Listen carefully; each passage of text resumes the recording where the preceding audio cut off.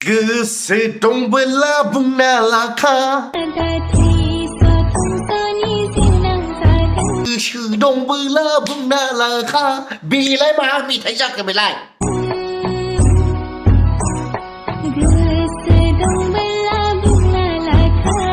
मेरला गोसो दंबोला बुंना लाखा दानि जुगनि सेंग्राफोरखौ बुंना लाग्रा सानदों नामा नोंसोरो हा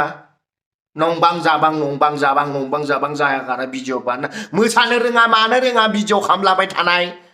मा गोसो दंबा बुंना लाखा दानि जुगनि सेंग्राफ्रा बुंनानै लाया मिथिबायना जानला मेनला मोनदों बिसोर धर्मास्थिनि रागा जोंखावलाजोब्बाय आं जोंस्लाजोब्बाय बाराबा मिथिबाय